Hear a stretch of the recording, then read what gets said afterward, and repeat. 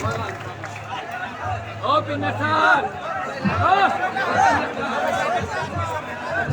का सभाध्यक्ष महोदय, नेपाली कांग्रेस का केंद्रीय सदस्य, पूर्व सांसद आदरणीय लाल राय, नेपाली कांग्रेस का केंद्रीय सदस्य, पूर्व मंत्री आदरणीय शंभुदास भट्टजी, पार्टी सभापति माननीय सांसद नारायण कुमार यादव, पूर्व सभापति आदरणीय सेक्रेटरी प्रदेश नेपाली कांग्रेस को माननीय उपेंद्र कुमार, संविधान सभा का सदस्य संविधान सभा सदस्य पार्टी और विभिन्न जिम्मेवारी जनप्रतिनिधि साथीहरू हुनुहुन्छ। म सबैलाई एकमुष्ट पार्टीको अध्यक्ष तथा साथीहरूलाई सम्बोधन गर्छु र यहाँ उपस्थित सम्पूर्ण बुवा आमा दाजुभाइ दिदीबहिनीहरू, यहाँहरू सबैलाई मेरो हार्दिक अभिनन्दन। जय नेपाल। 2074 सालको निर्वाचनमा नेपाली कांग्रेसलाई ठूलो खडेरी लागेको थियो। 165 निर्वाचन क्षेत्रमा चुनाव लड्दै गर्दा हामी जम्मा 23 स्थानमा मात्रै विजयी भयो। त्यसको खडेरी लागेको बेलामा तपाईहरुले यहाँबाट सङ्घको सांसद जिताएर आउनुभयो, प्रदेशको 2 जना सांसद जिताएर आउनुभयो, पालिकामा निर्वाचन गराएर आउनुभयो र समानुपातिक पनि नेपाली कांग्रेसलाई पहिलो पार्टी बनाएर आउनुभयो।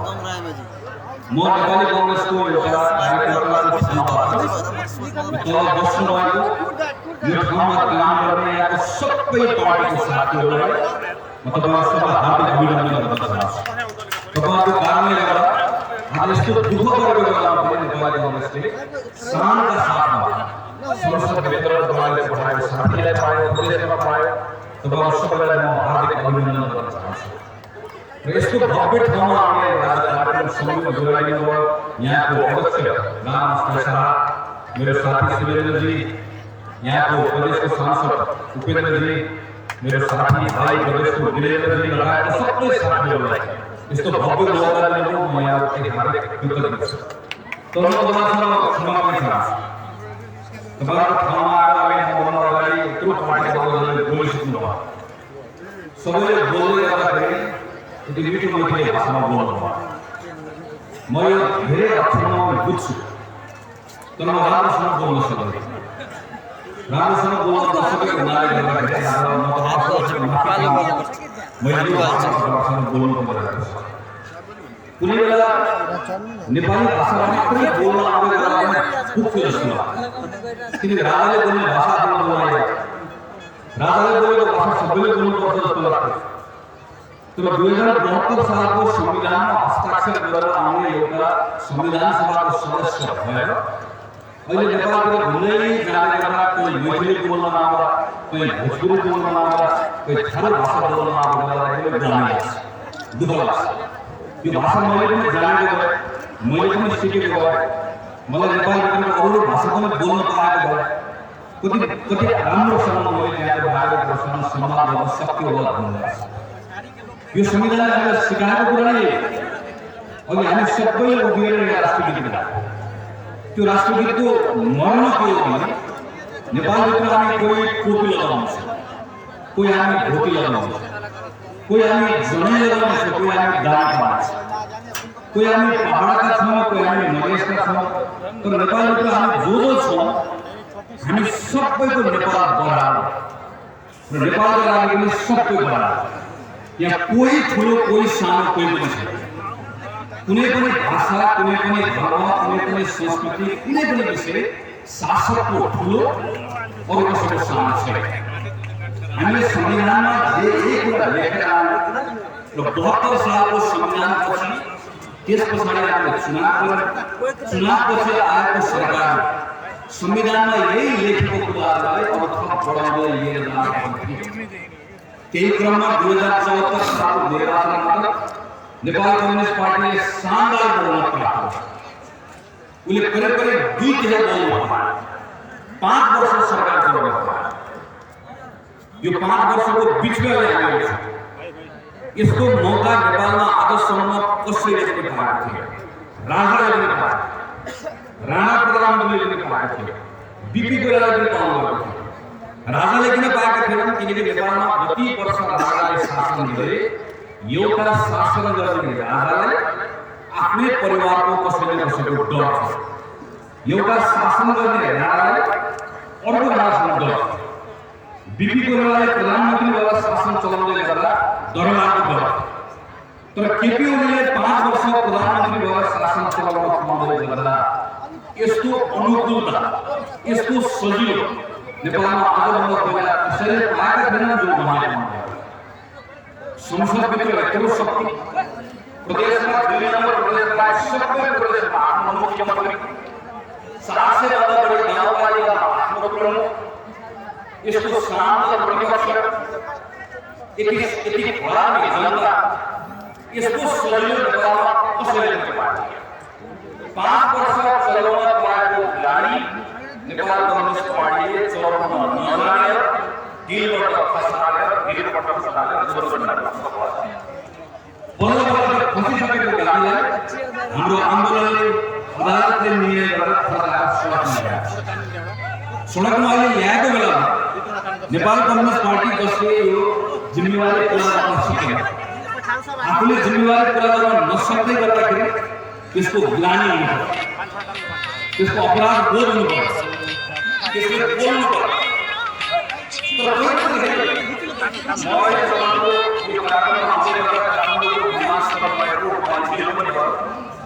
माधव नेपाल देन, सुभाष खनाल देन, तपाईको छिमेकी जिल्लाको मन्त्री प्रभु साथेन, एउटा मन्त्री ज्वाला सारलाई गरेको सबको दौडा दौड छ। प्रधानमन्त्री झापा जाँदै हुनुहुन्छ, माधव नेपाल बिराटनगर जाँदै हुनुहुन्छ, प्रभु साथ पूर्व अर्को पश्चिम सबै कम्युनिस्ट कोइका दौडिन्छ। तर सबै दौडेको किन भने हतारहतार दौडिन्छ, सभा गर्छ, मान्छे जम्मा गर्छ, एउटा कम्युनिस्टले दौडेर हतार गरेर भन्दा अरू कम्युनिस्टलाई गाली। बेलुका हामीले पत्रिका पढ्यौँ भने, रेडियो सुन्यौँ भने, टेलिभिजन सुन्यौँ भने सुन्ने गएको थियो।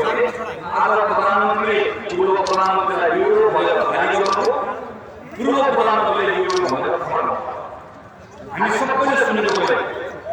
5 वर्ष सरकार चलाउन पाएको नेपाल कम्युनिस्ट पार्टीको प्रचण्ड होस् कि माधव नेपाल होस् कि केपी होस् कि खनाल होस्, सबैले जनताको बिचमा आएर 10 औँला जोडेर माफी माग्नु पर्यो। 5 वर्ष जिम्मा दिनुभयो, हामीले चलाउन सकेनौँ, हाम्रो कारणले गर्दा जनताले दुःख पायो भनेर माफी माग्नु पर्यो। तपाईहरुसँग एकजना कम्युनिस्टको नेताले मञ्चमा उभिएर माफी माग्नु देख्नुभएको छ? केपीले माफी माग्नु सुन्नुभएको छ? प्रचण्डले माफी माग्नु कसैले माफी माग्नु सुन्नुभएको छ? सबै ठुलो स्वरमा, सबले ठुलो स्वरमा बोलेको मात्र सुन्नु, सबजना पाएर, सबजना हल्ला गरेर मानव कि गल्ती उनले गरेको हो, गल्ती कसले गरेको गल्ती तपाईहरुले गाउँमा बसेर तपाईले गल्ती गरेको, काङ्ग्रेसले गल्ती गरेको, गल्ती अरूले गरेको जस्तो, अपराध अरूले गरेको जस्तो सबैले हटाएर पुलिसमा हामी देखेका छौँ। संसद विघटन गरेर पनि दुर्घटनामा गइसकेको मुलुक अहिले अदालतको निर्णयबाट फर्किएको छ। तर अदालतको निर्णयबाट फर्किएको छ पनि प्रधानमन्त्रीले देशलाई निकास नदिने सुरु गरेर अहिले संसदभित्रबाट फेरि देशलाई बन्द गराउने प्रयास गर्दै हुनुहुन्छ। प्रधानमन्त्रीको लागि यो राष्ट्रपति प्रयोग हुनुभयो, मेरो लागि विद्यादेवी भण्डारी मैले क्षमा मागेर भन्नुपर्छ। पदका हिसाबले म शीतलनिवासमा हुनुहुन्छ, म नेपालको राष्ट्रपति हो, तर मेरो मनले विद्यादेवी भण्डारीलाई आस्थाका साथ नेपालको राष्ट्रपति मान्न सक्दै राष्ट्रपतिको मर्यादा मागेर राख्नुभयो। म मेरो अदालतलाई सलाम गर्छु, किनकि मेरो अदालतले संविधानले दिएको जिम्मेवारी पुरा गर्यो। अब ठ्याक्कै यस्तै अवस्था निर्वाचन आयोगको आएको छ। निर्वाचन आयोगलाई म नेपाल कम्युनिस्ट पार्टीको एउटा चिन्ह दिन्छ कि त्यसलाई चिन्ह दिन्छ हाम्रो चासोको विषय हो। तर निर्वाचन आयोगले नेपाललाई बन्द बनाउने प्रधानमन्त्री र नेपाल कम्युनिस्ट पार्टीको जुन प्रयास छ, निर्वाचन आयोगले त्यो प्रयासमा मद्दत गर्न पाउँदैन। निर्वाचन आयोगले निर्णय गर्नुपर्छ होइन भने निर्वाचन आयोगको नाम बदलेर निकम्मा आयोग राखेको हुन्छ। निर्वाचन आयोगले आजको दिनमा जसरी संसदमा जुन तरिकाबाट यसलाई बन्द गराउने प्रयास गरिरहेछ त्यसको माटो हटाउनुपर्छ। प्रधानमन्त्रीजीका बारेमा धेरै टिप्पणी गर्नु नै छैन।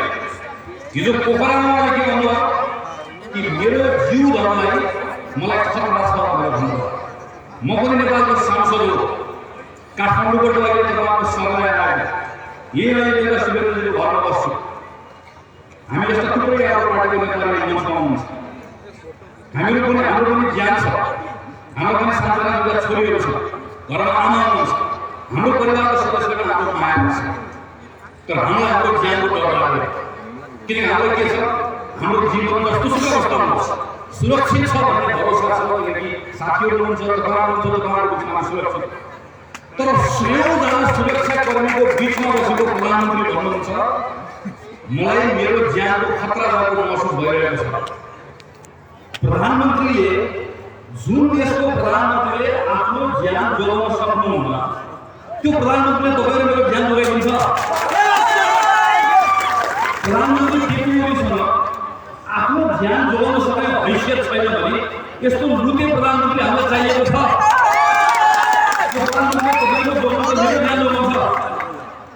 प्रधानमन्त्री केपी शर्मा ओलीले योग्यताको हिसाबले पनि नेपालमा प्रधानमन्त्रीले योग्यता राख्नु भएन,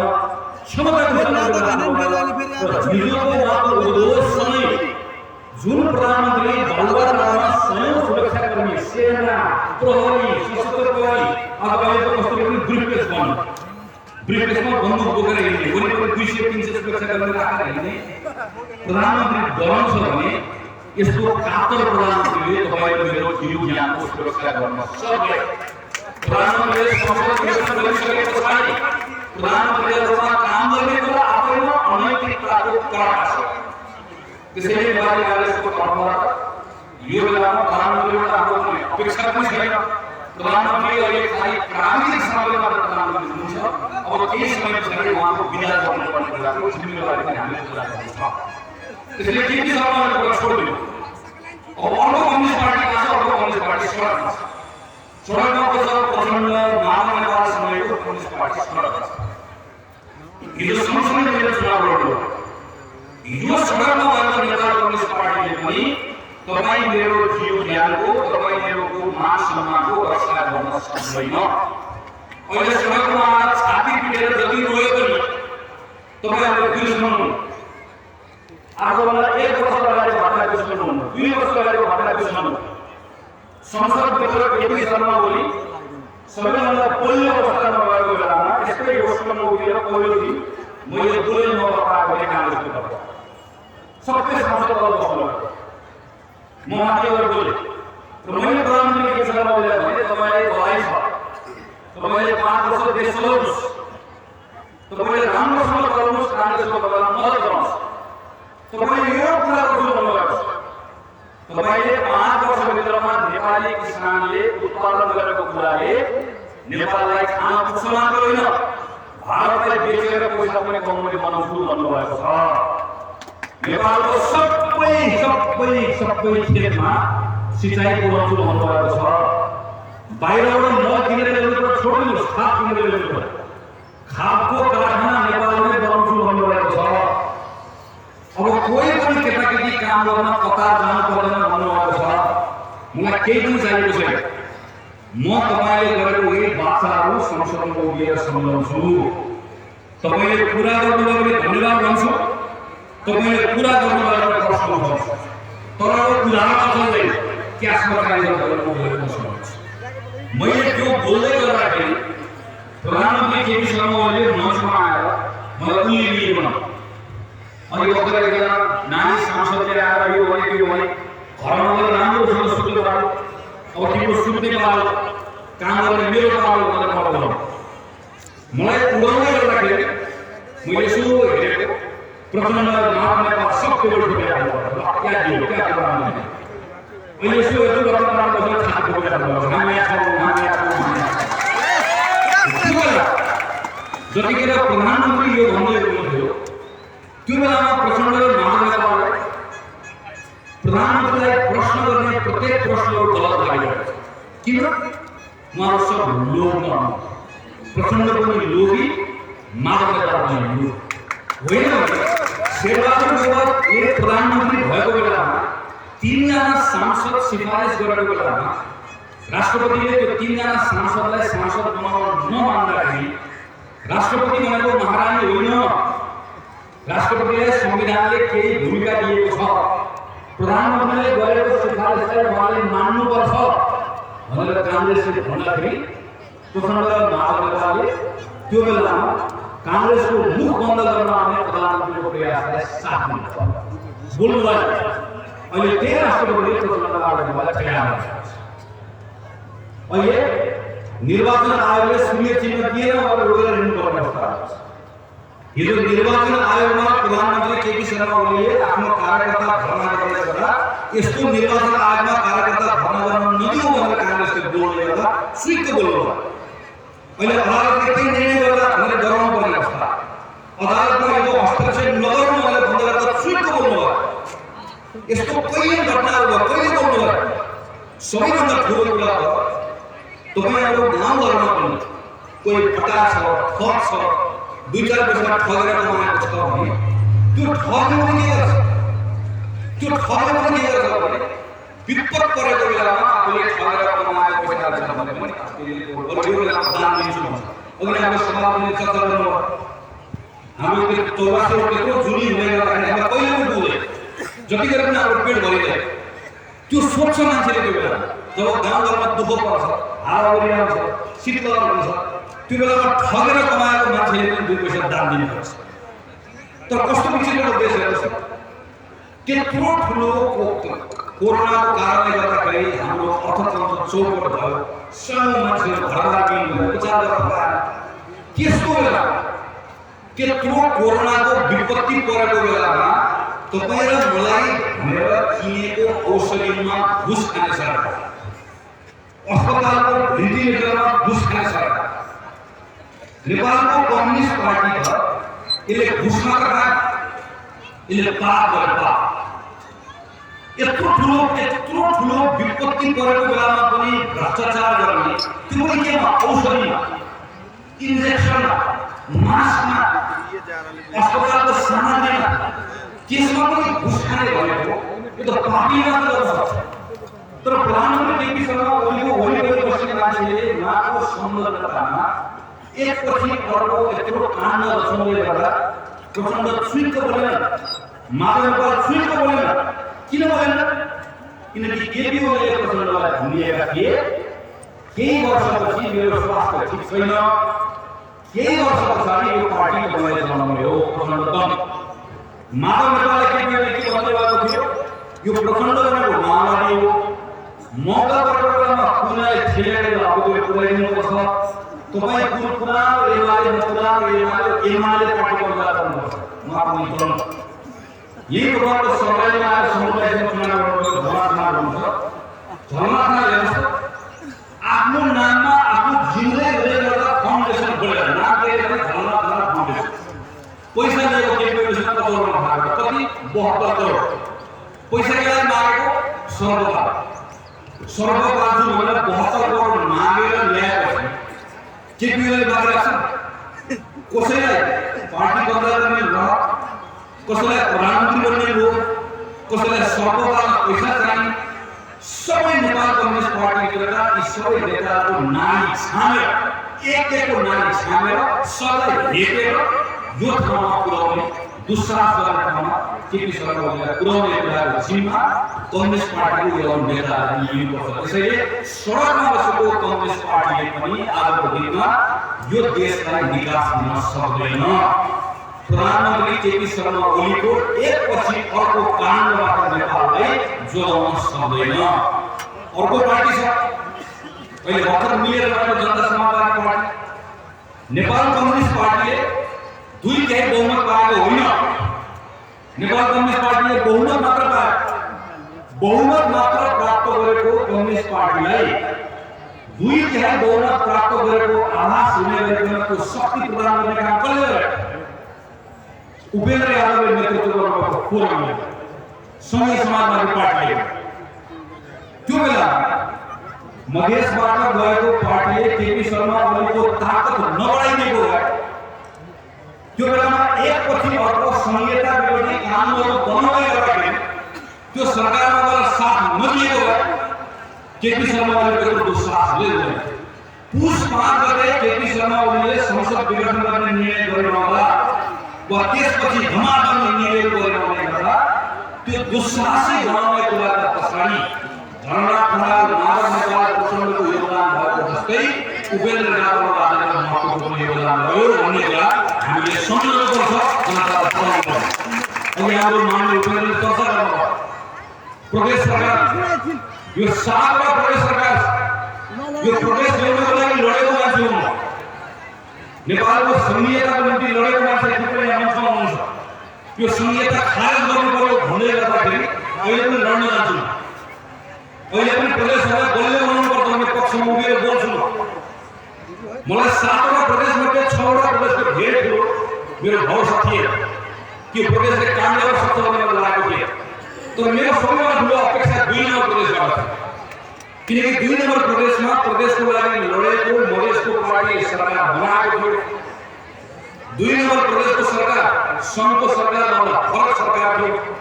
2 नम्बर प्रदेश एउटाले सही काम गरिदिएको भए आज सङ्घको सरकारमा ठुलो लगाम लाग्थ्यो। तपाईँ माननीय उपेन्द्रले भन्नुभएको जस्तै तपाईँले सुन्नुभयो नारा, उठो मधेस जागो मधेस, यो नारा सक्दैन। उठो मधेस जागो मधेस कति राम्रो नारा सुन्दाखेरि मन ठट्टा लाग्छ, तर ध्यान दिएर तपाईँले सुन्नुभयो भने त्यो नारा पछाडि अर्को नारा पनि छ, उठो मधेस जागो मधेस, उसके नाम में लूटेंगे हवेस, उसके नाम में लूटेंगे प्रदेश। उठो मधेस जागो मधेस, उसके नाम में लूटेंगे देश, उसके नाम में लूटेंगे प्रदेश।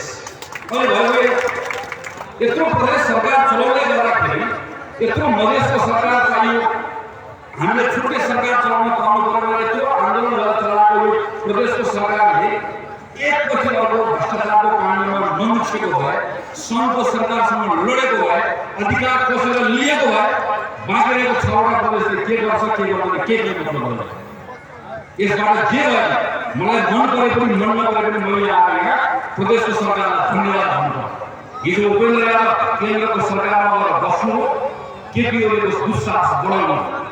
आज प्रदेश नम्बर 2 मा यहाँ सरकार छ मधेसबाट आएको पार्टीको, तर यो पार्टीबाट चलाएको सरकारले प्रदेश सही ढङ्गले चलाउन नसक्दै गर्दा सङ्घको सरकारको फुर्ती बढेको कारणले प्रदेशमाथि प्रश्न आउने बेला प्रदेशमाथि प्रश्न आउने अवस्था कहिले सृजना गरिरहेको छ। यो सृजना गर्ने काम यहाँ भएको मधेस केन्द्रित भएर भनेको पार्टीले गरेको छ। त्यसैले यो पार्टीले पनि आजको दिनमा देशलाई सङ्कटबाट बचाउन सक्दैन।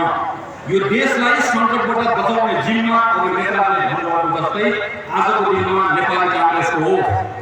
त्यही आह्वान गर्न म तपाईँहरूको बिचमा नेपाली काङ्ग्रेसले देशलाई सङ्कटबाट बचाउनको लागि काङ्ग्रेस बलियो हुनुपर्छ। काङ्ग्रेस बलियो कतिखेर हुन्छ? काङ्ग्रेस जनताको बिचमा बलियो गर्नु। सिंहदरबारले काङ्ग्रेस बलियो बनाउँदैन, बालुवाटार र शीतलदराले काङ्ग्रेस बलियो बनाउँदैन। काङ्ग्रेस बलियो बनाउनेको यसको गाउँमा काङ्ग्रेस बलियो भयो भने मात्रै काङ्ग्रेस बलियो हुन्छ। र गाउँमा पनि खास गरी जब जब मधेसले काङ्ग्रेसलाई काफी च्यापेको छ, माया गरेको छ, तब काङ्ग्रेस टिकेको छ, तब काङ्ग्रेस बलियो भएको छ। तर यो भन्दै गर्दा काङ्ग्रेस आफूले पनि मधेसले गरेको त्यो मायाको ऋण तिर्न सकेन भन्ने बारेमा सोच्नुपर्छ, समीक्षा गर्नुपर्छ। आज हाम्रो काममा केही विशेष जिम्मेवारीहरू छ। यो संविधान 2072 सालको संविधान म संसारको उत्कृष्ट संविधान भन्ने नचाहिने दावा गर्दैन। यो संविधान बनाउँदा गर्दा केही गल्ती कमजोरीहरू भएका छन्, त्यसलाई स्वीकार गर्नुपर्छ भनेर ठान्दछु। तर यो संविधान कागजको खोजको होइन। यो संविधानले हामीलाई टेक्ने आधार दिएको छ। यो संविधानले हामीलाई जग दिएको छ। घर कस्तो बनाउने भन्ने 2007 सालमा परिवर्तन भए पछाडि 2015 सालमा बिपी कोइरालाको नेतृत्वको सरकार बन्यो। राजा महेन्द्रले अर्थात् 19 महिना नपुग्दै सरकार आफ्नो हातमा लिए। त्यो गल्ती राजाले नगरेको र बिस्तारै बिस्तारै प्रजातन्त्रको अभ्यास गरिएको आज नेपालमा अर्को ठाउँमा 30 वर्ष खाएको पञ्चायतले हाम्रो 46 साल पछाडि बल्ल हामी एउटा व्यवस्था लिएर केही गल्ती हामीले गर्यौं तर फेरि माओवादी अनावश्यक युद्ध थोपो हुन्छ सुन्नुहोस् त आज मलाई 15-17 वर्ष भएको अवस्था माओवादी त्यसपछि मधेस भनेको नाममा समूह आयो यो हतियारवादी समूह आयो हाम्रो 10-12 वर्ष समय फेर बल्ल बल्ल संविधान बनेको छ यो संविधान पनि फेरि गयो भने अर्को 10 वर्ष गयो फेरि गयो अर्को त्यसैले यो संविधान जोगाउने कांग्रेसको जिम्मा त्यसैले पहिलो कुरा कांग्रेसको हालको पहिलो कांग्रेसको एजेन्डा भनेको यो संविधान जोगाउने यो संविधान जोगाउनका निम्ति पहिला यो संविधानमाथि हात गर्ने केपी ओलीलाई दण्डित गर्ने त्यसपछाडि अहिले संसदमा भएको कुराको निकास दिने त्यो निकास दिएर देशलाई डोगाएर चुनावमा लिएर जाने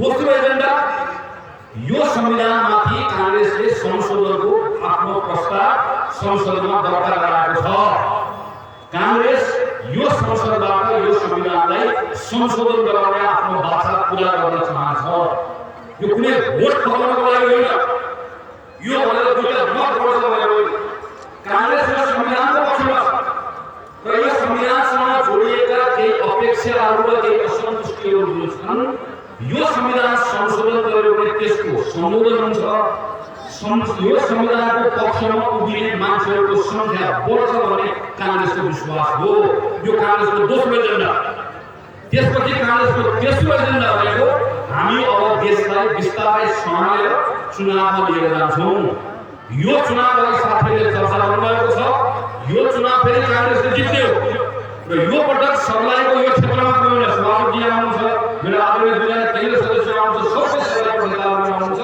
सब एक ढिक्का भएर यसपालि सर्लाहीको चारै क्षेत्रमा नेपालीको विचारमा झण्डा गाड्ने शान्त गर्न कांग्रेस जित्छ यो पटक कांग्रेसले सरकार पनि बनाउँछ तर कांग्रेसको आएको प्रश्न भनेको सरकार बनाएर के हुन्छ अर्को एउटा प्रधानमन्त्री हुन्छ अर्को एउटा प्रधानमन्त्रीको फोटो झुलिन्छ म एकपल्ट मन्त्री भएर आएको फेरि अर्को एउटा मन्त्री बनाउँछु हामीलाई एउटा प्रधानमन्त्री एउटा 2-5 जना मन्त्री चाहिएको होइन कांग्रेसले 5 वर्ष सरकार चलाउने गर्दा यो देशको जनताले कांग्रेससँग धेरै अपेक्षा गरेका छन् दुःख पनि धेरै पाएका छन् 5 वर्ष कांग्रेसले बाचा जनतासँग गर्नुपर्छ कम्युनिस्ट पार्टीले दिएको जस्तो धोका कांग्रेसले 5 वर्ष जनतालाई दियो एउटा मत जुन कांग्रेसले पाउँछ त्यो मतको सम्मान कांग्रेसले गर्छ यो देशमा जन्मिएका प्रत्येक नेपाली नागरिकको बाँच्न पाउने अधिकार आफ्नो मत राख्न पाउने अधिकार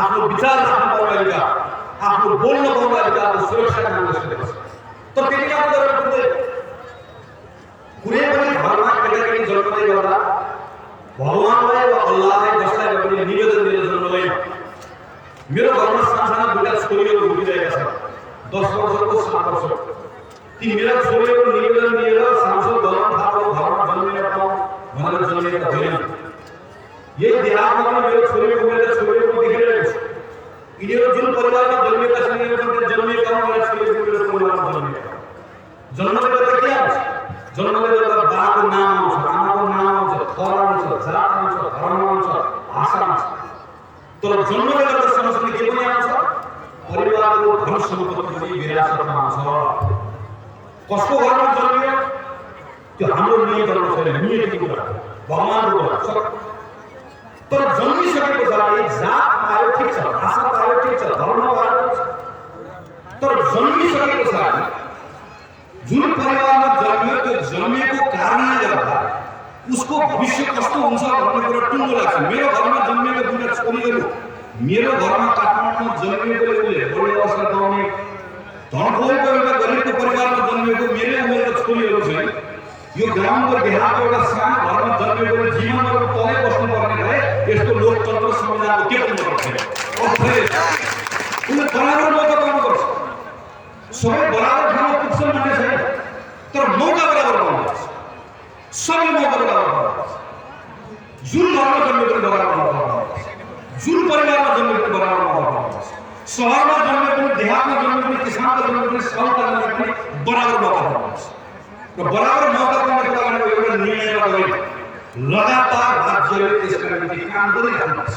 कांग्रेसले सरकारमा आएर 5 वर्ष के गर्छ?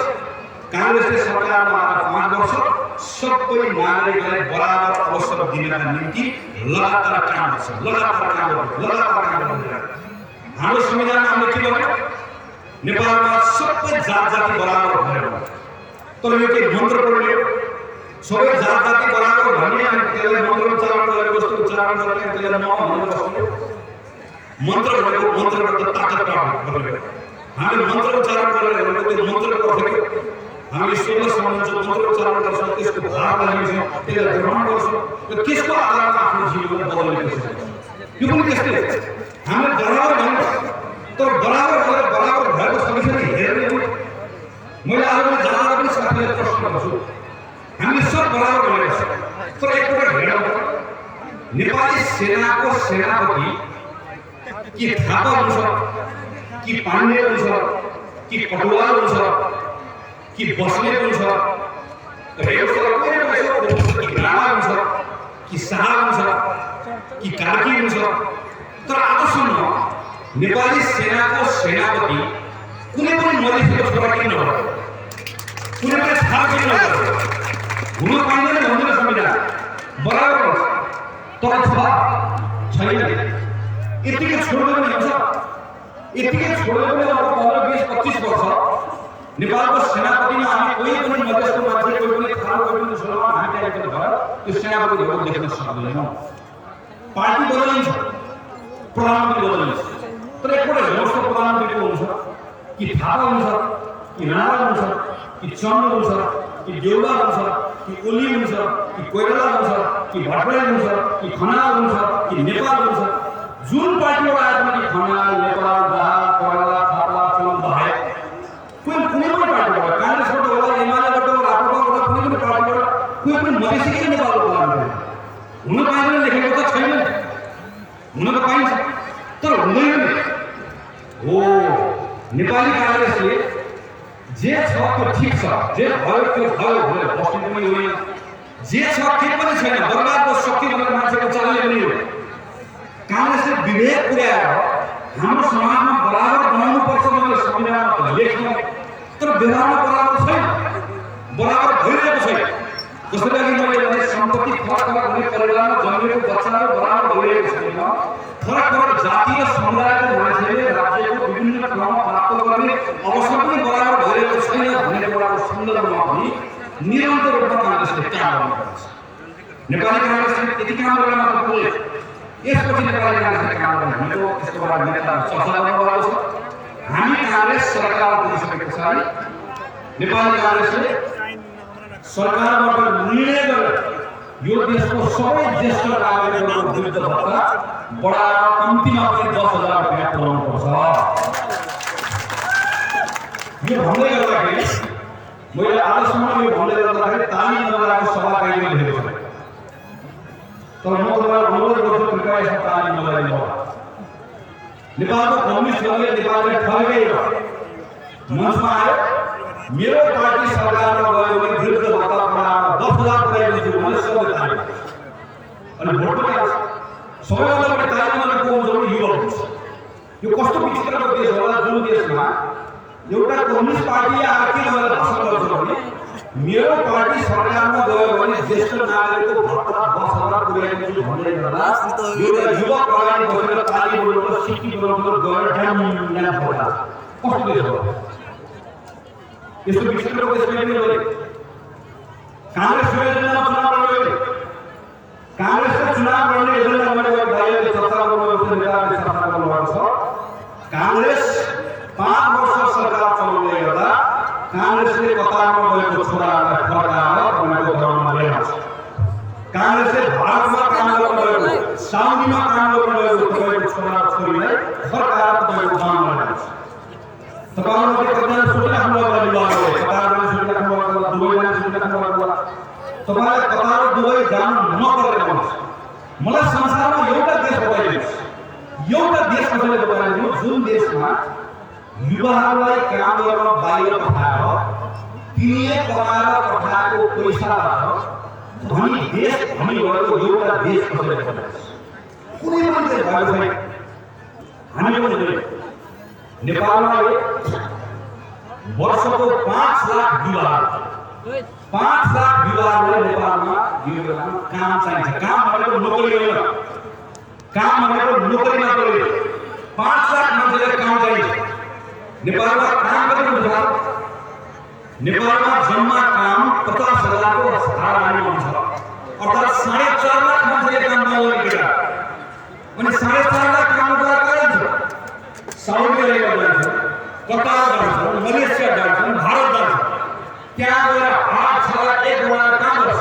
तपाईँको मात्रै कहिले गएर अनि मुस्किलले महिनाको 20,000 30,000 कमाउँछ अनि त्यो पैसा गाउँमा आफ्नो श्रीमतीले आमालाई पठाउँछ अनि गाउँको श्रीमतीले आमालाई बजारमा गएर सामान किन्न जानुहुन्छ।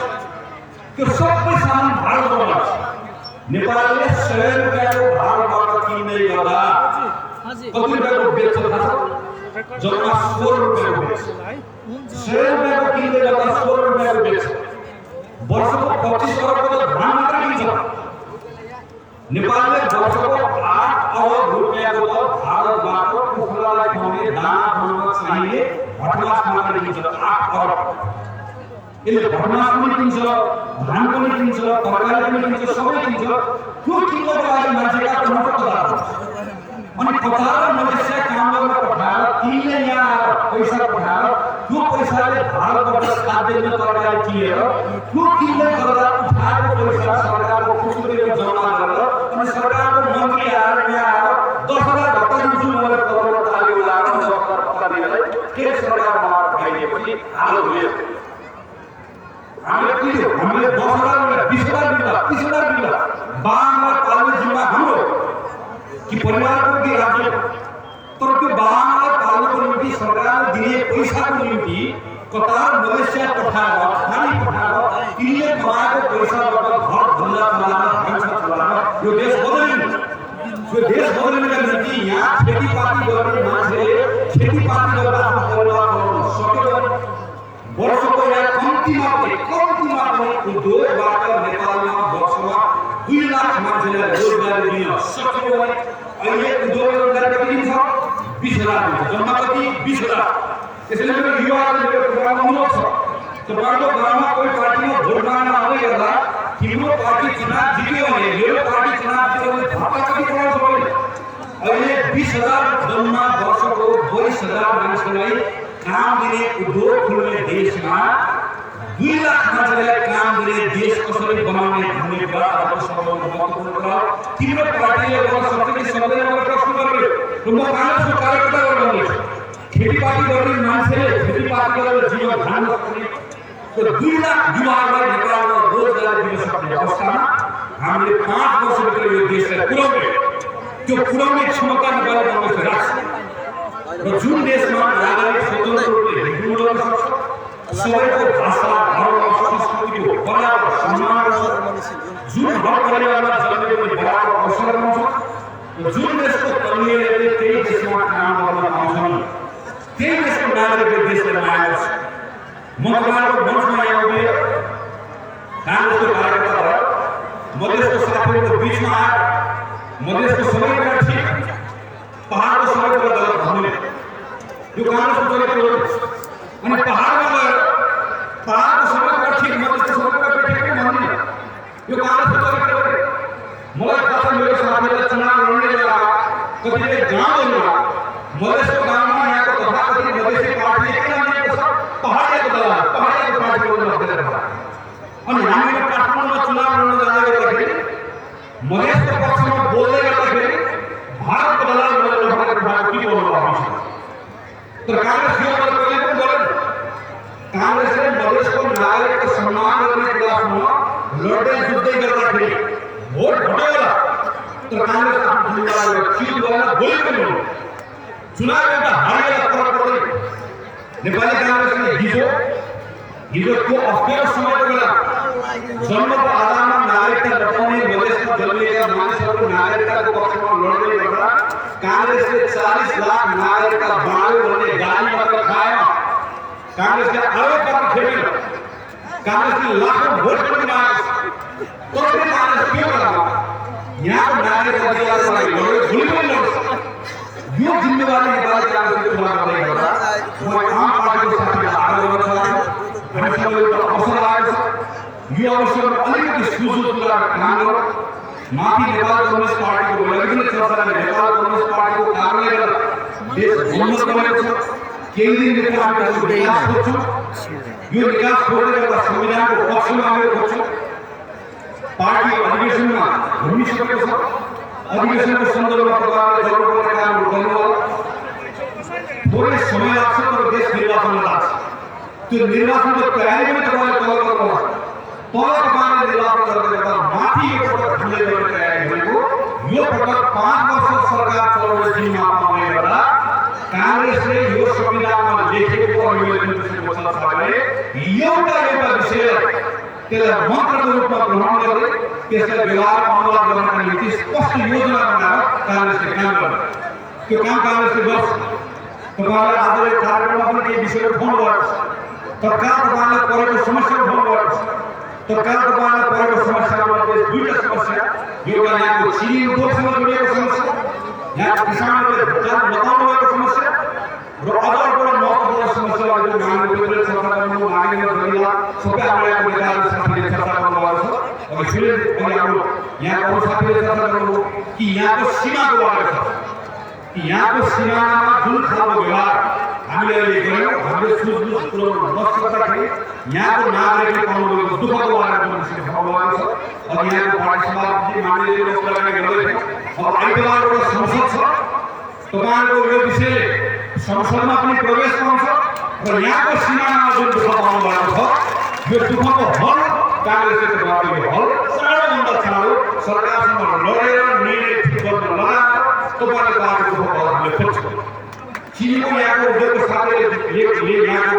भुक्तान गरेको विषय पनि जुन साथीले उठाउनु भएको छ यो विषय हल पनि हामीले खोज्छौँ यति मात्र होइन म यही मञ्चबाट यहाँको स्थानीय प्रशासनलाई अनुरोध पनि गर्छु म सचेत गर्न पनि चाहन्छु यहाँको एउटा विषयको बारेमा हामीलाई थाहा छ हामीले हाम्रो महेन्द्र रामले साथी गुमायो हाम्रो एउटा दलित साथी गुमाउँदै गर्दाखेरि यहाँको प्रशासनले हामीमाथि जुन खालको व्यवहार गर्यो त्यो व्यवहारको हामीले प्रतिरोध गर्यो अहिले एउटा स्वाभाविक मृत्यु वरण गरेको एउटा व्यक्तिको मृत्युको विषयमा झुटा मुद्दा लगाएर हाम्रो साथीहरूलाई फसाउँदै गर्दा यहाँको प्रशासनले एउटा कुरा राम्रोसँग बुझाउनु छ यहाँको प्रशासनले कांग्रेसको पक्षमा काम गर्यो हाम्रो आग्रह छ तर नेपाली कांग्रेस भएको कारणले गर्दा चाहेको प्रहरीको प्रमुख होस् चाहेको जिल्ला प्रशासन अधिकारी होस् चाहे जोसुकै होस् कांग्रेस भएको कारणले गर्दा कोही मान्छेमाथि अन्याय गर्छ भने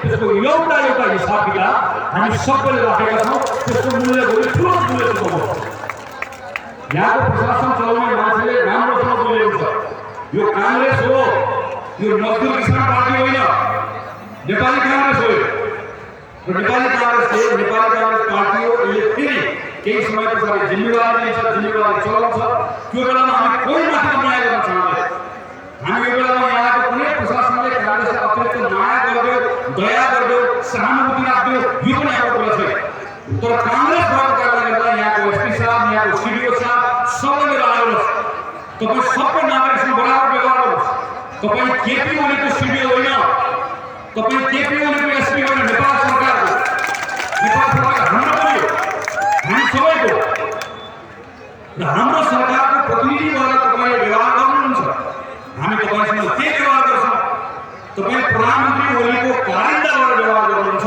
हामी तपाईँसँग आज पनि त्यही व्यवहार गर्छौँ भोलि पनि तपाईँसँग त्यही व्यवहार गर्छौँ यहाँको प्रशासन चलाउने साथीहरूले पनि त्यो कुरा बुझ्न आवश्यक छ र बुझ्नुहुन्छ बुझ्नु भएन भने पस्ताउनुहुन्छ यो कुरा पनि यहाँ साथीहरूले तपाईँलाई भन्न आवश्यक छ म फेरि एकपल्ट तपाईँलाई आग्रह गर्छु यत्रो भव्य कार्यक्रम उपस्थिति भयो अहिले आज हामी स्वयं साथीहरूलाई पार्टी प्रवेश गराउँदैछौँ ती सबै साथीहरूलाई म पार्टीमा स्वागत गर्छु तपाईँहरू यो ठाउँलाई धेरै भन्नु छैन यो ठाउँ आफै पनि विशिष्ट ठाउँ मैले अघि पनि भने यत्रो दुःख परेको बेलामा तपाईँहरूले यहाँबाट साथीहरू निर्वाचन गरेर पठाउनु होला यो पटक हामीले धेरै कामहरू गर्न सकेन होला किनकि हामीले सरकारमा थिएन मात्र होइन प्रदेशमा हाम्रो दुईटा माननीय हुनुहुन्छ उपेन्द्रजी वीरेन्द्रजी माथि सम्म तपाईँले पठाउनुभएको साथी कङ्ग्रेसजी हुनुहुन्छ अरू हाम्रो पार्टीको नेताहरू यहाँ हुनुहुन्छ नागेन्द्रजी हाम्रो पार्टी सभापति आफू मान्य सांसद हुनुहुन्छ हाम्रो तमाम सबै साथीहरू हामीले संसदमा छौँ तल हुँदै गर्दाखेरि पनि न प्रदेशमा हाम्रो असममा हाम्रो सरकार संघमा भएको सरकारले पनि हामीसँग अनुदान व्यवहार गरेको छ,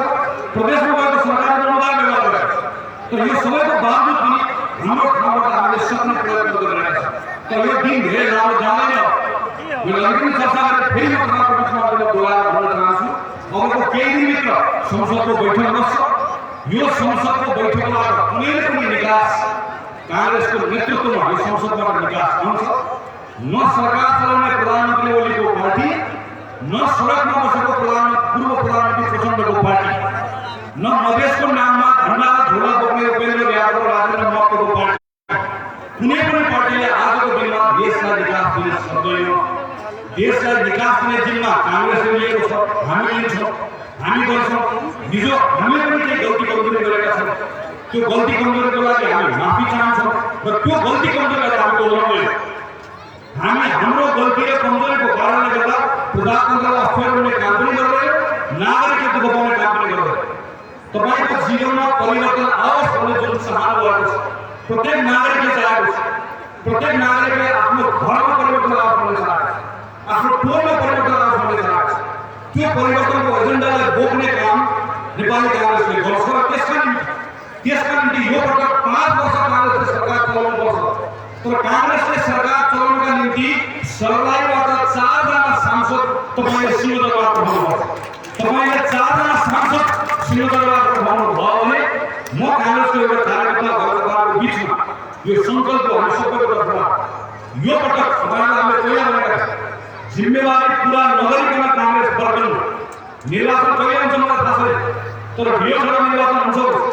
यो निर्वाचनमा 4 जना सांसद सर्लाहीले काठमाडौँ पठायो भने फेरि 5 वर्षपछि चुनावमा मत माग्न आउँदै गर्दा सर्लाहीको नागरिकले मैले कांग्रेसलाई जिताएर गल्ती गरेछु भन्ने नागरिकले भन्ने अवस्था आयो भने कांग्रेस फर्केर मत माग्न पनि आउँदैन। कांग्रेस यो पटक जिम्मा लिएर जान्छ, सर्लाहीलाई निराश बनाउँदै। अघि पार्टी सभापति आएर भन्नुभयो यो सर्लाहीले 1 से 1 नेता जन्मायो, मधेसको ठेकेदार जन्मायो, मसिया जन्मायो।